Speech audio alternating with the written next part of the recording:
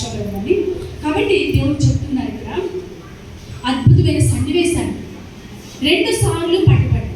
అయితే ఇప్పుడు ఒక లక్ష్యం ఉందండి. సబ్బాత్ని ఈరోజు ఈ శనివారాన్ని ఏమంటారు? సబ్బాత్ డే అని చాలా మంది చేసుకుంటారు. ఎందుకంటే శనివారమే దేవుడు విశ్రాంతి దినం చేశారు కాబట్టి, విశ్రాంతి దినం అంటే ఆ రోజే పరిశుద్ధ దినం కాబట్టి ఆ రోజే ఓకే. ఒక నిమిషం ఉండండి, ఒక్క నిమిషం బ్రదర్, కూర్చోండి. కొద్దిగా ఏం లేదు, ఉండండి. షాల్ కప్పుతారు, ఆనర్ చేస్తారు. ఒక నిమిషం రండి, ఒక నిమిషం రండి ప్లీజ్. టైం వేస్ట్ చేస్తే వాక్యానికి లేదు. షాల్ ప్లీజ్. అది రాసుకోండి. నవ్య రావాలి, ఎవరో వెళ్ళండి. నవ్య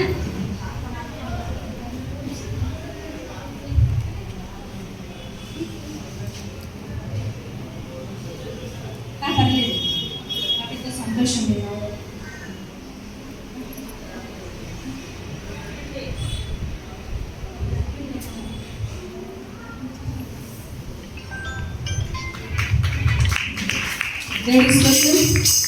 అంటే గట్టిగా కొట్టండి బాబా, ఇష్టం లేదనుకుంటారు. హల్లెలూయా. చాలా సంతోషం brother, thank you very much. మరి సహోదరి సుధారాణి గారు నన్ను అభినందించినందుకు వారిని నేను ఎంతగానో మరి అభినందిస్తూ వారి యొక్క ప్రేమను బట్టి నేను దేవుని స్తుతిస్తున్నాను. ఈ రీతిగా మధ్యలో వెళ్తున్నాను, డిస్టర్బ్ చేస్తున్నాను, దయచేసి నన్ను క్షమించండి. మీ అందరూ పొందనాలు. Thank you. మేము కూడా రేపు పొద్దునే సర్వీస్కి వెళ్ళాలి. మరి ఎంతసేపు వాక్యం చెప్పి నిద్రలేదు, రోజు చెప్పింది ఇందాక నిద్రపోను నిజంగా 90%. కాబట్టి మరి దేవుడు ఇచ్చినటువంటి ఒక మంచి కృపకే వందనాలు. మరి మనం వెళ్దాం, మళ్ళీ పాయింట్స్లోకి వెళ్దాము. గెరాన్ రాజుకి ఇచ్చినటువంటి అబీమెలెకుకి ఇచ్చినటువంటి భయంకరమైన శిక్ష పిల్లలు అనుకుంటాం. నెక్స్ట్ చూసుకుంటే ఈ సబ్బాత్ దినం నుంచి ఈరోజు శనివారం కదా సబ్బాత్ దినం. ఈ సబ్బాత్ దినాన ఆమె ఒక ల్యాంప్ వెలిగించింది. అంటే ఒక దీపం వెలిగిస్తే, దేవుని సన్నిధిలో దీపం వెలిగిస్తే, అచ్చమైన ఒలివల నూనె దంచి దీపం వెలిగిస్తే ఎన్ని రోజులు వెలుగుతుంది అనుకుంటారు? మరలా సబ్బాత్ వరకు వెలుగుతుంది. దేవుని స్థలం హల్లెలూయా. 1 వీక్ వెలుగుతుందంట.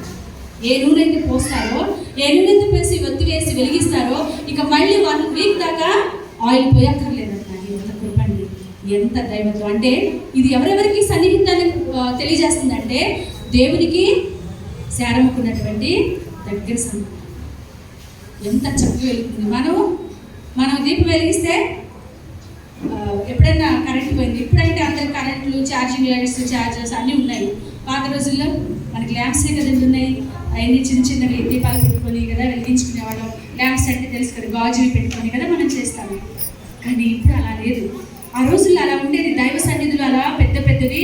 దాన్నే లేవీకాండం వచ్చేసరికి ప్రదీపము అన్నారు. అమ్మగారు వెలిగించినటువంటి దీపము, శారమ్మ గారు వెలిగించిన దీపం, మగవాళ్ళు వినొచ్చు, దయచేసి వినాలి. ప్రదీపము 1 వీక్ వెలిగేదంట. ఎంత గొప్ప. కాబట్టి ఆ ఉన్నటువంటి ఇంటి మీద మేఘం వచ్చి ఎప్పుడు ఉండేదంట. దేవుడి స్తోత్రం హల్లెలూయా. ఆమె చనిపోయేంత వరకు ఉండేదంట ఆ మేఘం అలాగే. ఎంత గొప్ప స్త్రీ. మన ఇంటి మీద ఏముంటున్నాయి? క్యాంటీనా, టీవీ. నాకెంత కోపం వస్తుందంటే చెప్పలేము, మామూలుగా తప్పదు. మరి వినాలి, ఏం చేస్తాం? టీవీలు పెట్టుకుంటే చాలా కోపం వస్తుంది, కానీ ఇక భరించాలి కొన్ని నిమిషాలు. కాబట్టి యాంటీనాలు లేకపోతే హెచ్డీలు ఇంకా ఏముంటాయి, ఏంటంటే ఉంటాయి కదా రకరకాల కంపెనీస్. ఇవి కానీ మన ఇంటి మీద ఉండాల్సింది మేఘం ఉండాలి. ఈ మేఘాన్ని నిర్గమకాండం వచ్చేసరికి ఇజ్రాయేలుకి కాపరిగా నిలబెట్టాడు. పగలు మేఘస్తంభంలో, రాత్రి అగ్నిస్తంభంలో శారమును బట్టి వచ్చాయంట. హల్లెలూయా. దేవుడు ఒక స్త్రీకి ఇంత ఆదరణ, మనకు తెలిసింది ఒకటే. శారమ్మ అంటే గడుగ్గాయి, గయ్యాడి ఇవే తెలుసు కదా. గయ్యాడి కదా ఆవిడ చాలా చాలా చాలా బాగుంటుంది. ఈ గయ్యాళతనం చూసుకుంటే మరి ఇక మన హాగర్ దగ్గరికి వస్తుంది కదా గయ్యాళతనం అంటాము. మరి హాగర్ నేను తప్పు తిరిగిగా అప్పుడు నాకు ఎంతో ప్రేమగా ఉంది. ఉండి కడుతూ ఉండగానే అంత పొగరా, అంటే నీకు లేదు నాకు వచ్చింది అని పొగరు. ఇక్కడికి ఎంత తేడా, ఇక్కడ ఒక స్టెప్ ఎంత తేడా.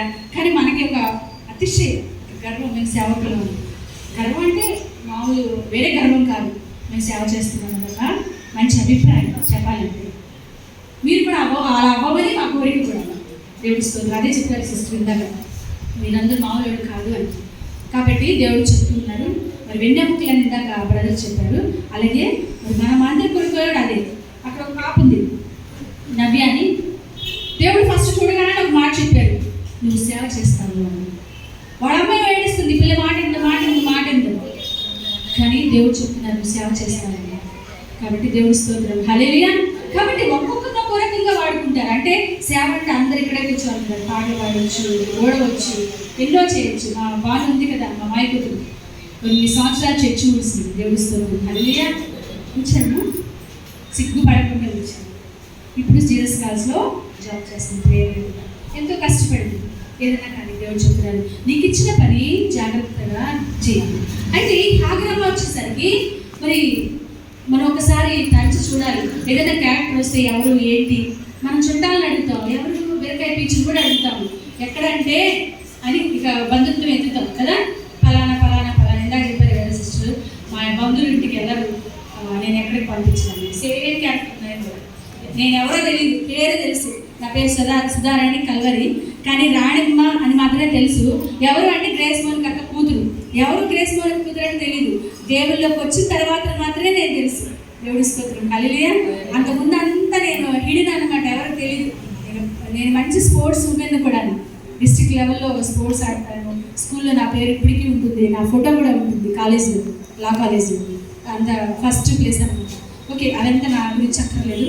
శారం గురించి. హాగర్ వచ్చేసరికి ఎప్పుడైనా మనం ఆలోచించాము ఆమె క్యారెక్టర్గా చూస్తాం, కానీ వాళ్ళ నాన్నగారు ఎవరు, అమ్మగారు ఎవరు మనం ఎప్పుడు తెలియదు.